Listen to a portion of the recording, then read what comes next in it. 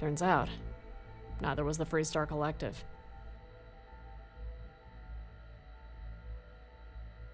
With help from a most unexpected ally, the Freestar started with every advantage. Every major corporation in the galaxy was in collective space, and every major corporation had effectively taken a short position on the United Colonies. It was only a matter of time before human colonization was privatized, and the idea of any government, elected or otherwise, had even the smallest say on man's continuing journey and exploration of the stars. Pretty inspiring stuff, real shine on it. But that shine started to wear off a little when the collective started to lose more battles than they won. No one was more surprised than me. But in the end, even I started to realize why we had the upper hand. Freestar ships were bigger, had a lot more guns. The UC ships were smaller, more maneuverable. By the time that big tanker I told you about had turned to fire, half its shields were gone and laser fire was burning into its hull. The story wasn't too different for their smallest ships. We got so good at shooting down Freestar Kafir corvettes that I vividly remember arguing with a squad mate if those ships should only count for half a kill. The other fly in that very fly-infested ointment was the Freestar vessels weren't uniform in how accurate their grav jumps were, or how quickly they could jump. Every United Colony ship had pretty much the same spec in that area, big or small, long or short. Your fleet might be big and powerful, but if it's a mix of big corporate tankers and tiny civilian fighters, these things can happen. We could decide where and when to fight, and the collective wasn't long before Freestar was shelving their invasion plans for Jemison and Mars and starting to scribble some home defense of their home systems. I know some could accuse me of not, but as winning became easier and easier, and the idea of losing became impossible. So no, hate to say it, but no one Freestar qualified as a major bad guy. With victory in sight, the real bad... The war itself? Watching a Star Eagle spiral out of control and smash into the desert, or watching an entire fuel carrier be consumed by its own helium-3 did arouse a feeling. Watching that hungry blue fire make its way through the ship, deck by deck, I was just happy that a vacuum of space stopped me from hearing every unmet cry of help, every shriek of pain, It was necessary. It was right. But when the people who started it started to seem not to believe it, the people giving the orders, it can trigger a few doubts, for sure. During the war, I served under an officer by the name of Commander Alfred Pettigrew. He was a flight operations director. Blue Nose, who loved to run his finger through flight itineraries, even though the only time his foot was on a longsword was to scream at a pilot on how to do their job. Though he'd deny it and lament it, I doubt he ever made his way onto any history books. Or hell, barely an after-action report. Lucky him, though. He's got a big, fat chapter in my book. He might be what I'd call a pretty big bad guy. I was stationed on the Victory. She was a sister ship to the Vigilance. Though never earned herself or sister's indignity of chasing pirates and high-as-a-kite spacers to the middle of nowhere. And somehow, for all my sins, I was promoted to captain. Granted an entire longsword squadron to myself, much to the chagrin of many on board. Responsibility, teamwork, coordination. You think you opt out of those things when you've spent at least a good portion of your life in a jail cell. But there I was, doing all that. Leading. We had one of the best kill ratios in the fleet. Turns out, the brass loved all those dead Freestar pilots and wanted a whole lot more. Bit by bit, my squadron earned itself more missions, more sorties. My pilots were good, but not that good. That time to sleep, hell, even a little relaxation, it's important. That's what makes all the other things go. Unfortunately, your average United Colonies admiral disagrees. We dealt with it. Pretty admirably, I might add. But eventually, someone is going to snap. Not everyone on the squadron was like me. Some shanghaied ne'er-do-well from some crime-infested shithole, Jennifer Caldwell was one of them. Not sure if you're familiar with her name. Appears a lot of times in United Colonies history. The fact that Jennifer never wanted to talk about it told me it was probably true. Her grandpa fought in the Narian War. I still remember her being embarrassed when we found out her mom helped drive out Cricks in the fleet from the inner systems. A lot to live up to. Found a packet of Aurora in her locker. Protocols dictated I ground her, but she begged me to keep flying, pleaded with me not to tell a soul. Sometimes you never know what causes the most trouble. The heartless. Next thing you know, your entire synaptic neighborhood is crawling with the stuff, craving for it. Expensive, too. And we pilots don't make nearly enough. People who sold it to her were willing to cut her a break, but only if she sold it on the ship. Higher-ups found out pretty quick. Enter Commander Pettigrew. You know, he hated me. Like a lot. You know, I have no idea. It could be that technically I was born on a Freestar world. We were at war with the Freestar Collective. Could be that I didn't go to flight school. Whenever pilots made sorties, all those exams, studying, and late-night fornicating were something that made admirals feel really at ease. The fact that I was a thief was pretty common knowledge among the brass, even to someone like Pettigrew. Could be that. Or, you know, it could be that I'm just an asshole. Pettigrew and I butted heads a lot. He definitely wanted the take orders and look good doing it type. Someone who would stare off into the distance and make a confident smile for the news reporters who always managed to sneak onto the flight deck. You know, rather than flip off their cameras. Which I admit I did, sometimes. He wanted someone like Michael Santelli in charge. Was a good pilot. All you'd want in a squad mate. Didn't talk much. He didn't need to. His pedigree did. Just the type of pilot Pettigrew wanted in charge. I hated a lot of things about our esteemed director. Most of all, I hated that big toothy grin of his. We'd be summoned to attention, at that little man's mercy. I saw his eyes go to Jennifer. A part of me said she'd made her own bed, but it was slowly drowned by fact upon fact that Jennifer was more than her history, more than her family's past. She had made her name as a pilot, saving our butt more times than she can remember. He was about to open his mouth, but then it dropped as he watched me reach out and grab the pouch from his hand. "I've been looking all over for that," I said. That's when I owned up to it. I remember looking over at Jennifer. Her face was full of relief. I guess it was a pretty good cover story. That's when he started reciting the protocols for my immediate dismissal. Spoke them well, almost as if he'd been rehearsing I remember reflecting on the irony that, at the time in my life, it was the closest I was to an actual good person, right before I was about to return to the life that made me a bad one. I breathed in, tried to return to reality when Santelli stepped. I remember it felt strange, you know?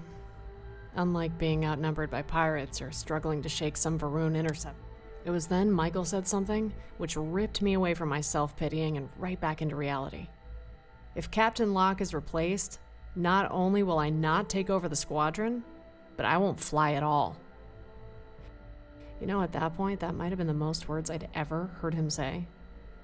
The director, on the other hand, who had been oh so eloquent with his words, was now struggling to get his out.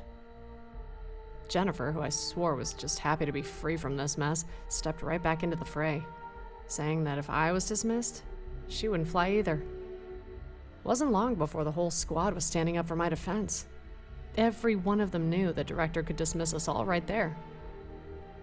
But every one of them knew that if he did that, Command would lose 1/8 of the ship's effective combat ability, and Command would want to know why.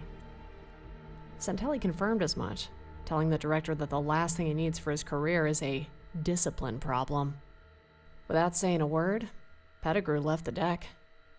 Not like I got away with anything. Possession of illicit substances. Compared to some other punitive measures in my life, it constituted what I like to call a slap on the wrist. Even now, I can't believe they stood up for me. Everyone in that squad had something to gain, and something. We loved each other. Before they all stood up for me, we had all saved each other many times in the blackness of space. That wasn't the calculus in the flight deck, but they saved me anyway. Pretty foolproof way to tell someone they care about you. Pettigrew gave us a wide berth after that. Hard to believe a guy like that almost brought the one good thing in my life to a hard crash with no survivors. But he did. But would he be the worst bad guy I faced during? Not a chance. There was someone much worse. It was the end of the war, and what we thought was the eve of our glory. The Collective's huge fleet had either been destroyed, the war had become a turkey shoot. At first, everything was going all to plan. Seemingly better late than never, Freestar had built itself a bit of a backbone. Wasn't long before we had to get off our asses and start flying down there for more and more air support. Even then, things got tougher. Soon the Victory and every other ship in space had to fly down to lend a hand. I'm not sure when I started to realize all that juicy intel was. Was it when thousands of Freestar troops, surrounded by dozens of mechs, spilled out from foxholes and started to mow through our ground pounders like they were cattle ready for the slaughter? Or was it the hundreds of small Freestar craft launching from silos our informants ensured were abandoned? It wasn't long before I was pulled off my bombing duties and had to defend our capital ships from being swarmed. Bit by bit, though, we started to turn the tide. And well, that's when the trap closed. With the near entirety of the UC Navy engaged, ships that we thought we had destroyed, and ships that we were sure worked for us. Not only was all that intel bullshit, I had no idea how long we'd been fed it, but now the truth fell down on us. UC ships were faster than Freestar ships, but in the gravity well of a planet, each ship could do nothing. Yes, there was. I radioed every remaining squadron and I told them my plan. We were gonna bring the fight right back to those Freestar bats.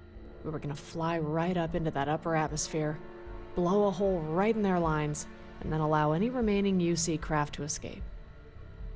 I had every intention of saving everyone I could. I had every intention of... But as we flew up into that mouth of fire, I saw one longsword explode. Then another. Then I opened my eyes. I couldn't believe I was alive. I reached out, but before I pressed that button, I heard an unfamiliar voice over the radio. I always forgot that I could feel it. You know? Fear. It happens so little that when it does, my fingers raced for the controls. I plotted a grav jump, and in seconds, I was out of there before the Collective found me. I started growing as soon as I made it back to Jemison, and grew further when I saw all those relieved faces of the brass. Grew even more when I was wheeled out to a grateful public, eager for just a small reprieve on what was a massacre. When I was held up as some kind of damn war hero. And you know, I'm wondering for quite a while, actually. Sometimes with a glass to help it along, you know. Sometimes, too. Did the Victory's reactor go critical and send a great big ball of fire that pushed me free of all that raining metal and energy? Took a hold of my ship and with some divine intervention, maybe, certainly an answer I wasn't in a... It chased me down, though. The answer. You know whose longsword this black box is from?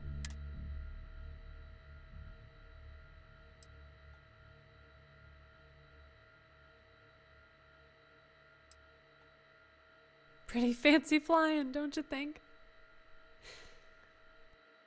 Biggest bad guy I ever faced was me. So much. At times I would blame my squad. If only Jennifer didn't fly so close. If only Michael didn't take... At the end of the day, Guzzle was right.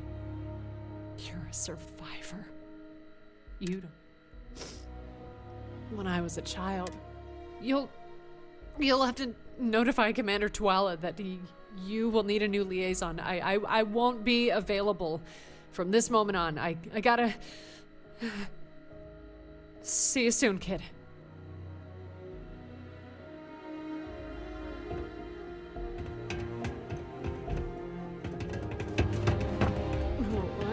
Oh, you're certain...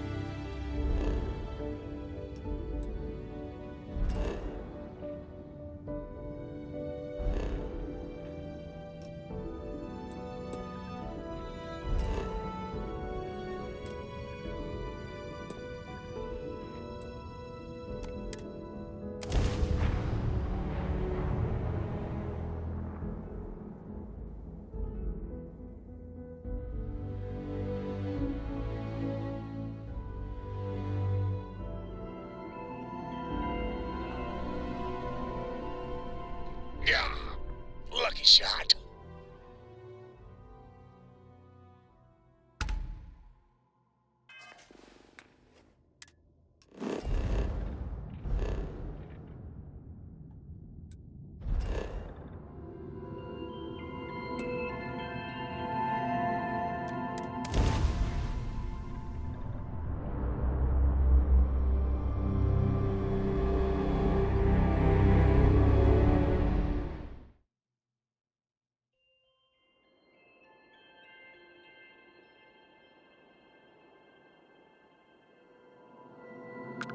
Welcome to UC Space. Maintain your current course while we scan your ship's cargo.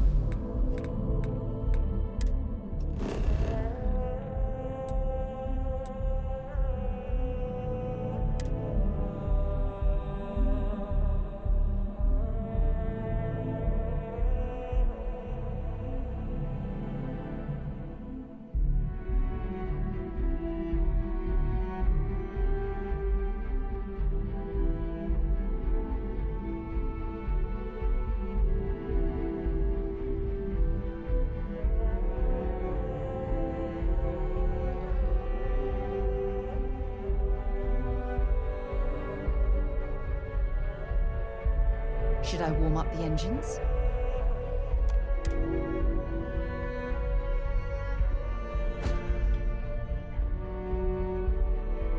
Greetings, Captain.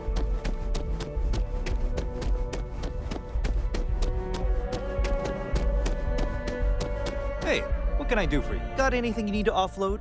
Trader? Sure, have at it.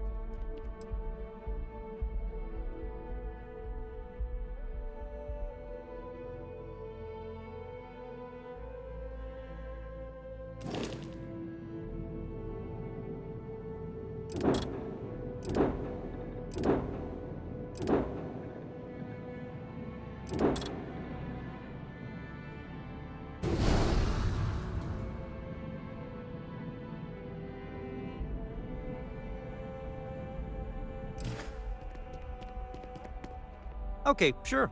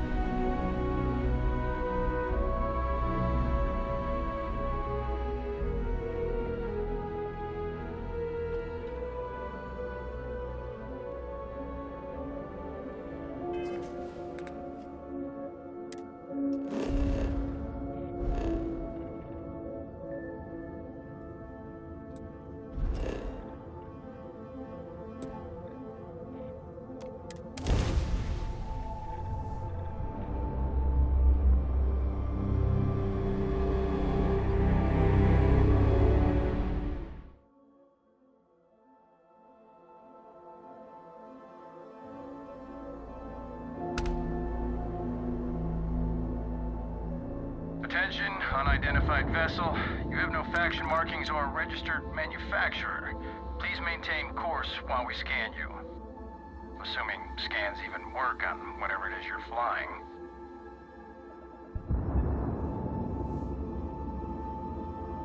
Scan complete. Go ahead and land.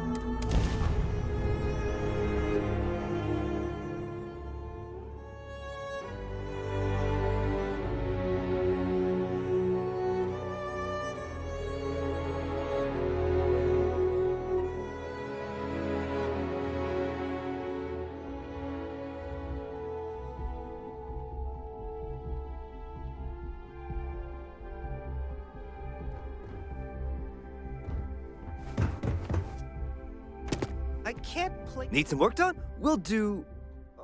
Sure, have at it.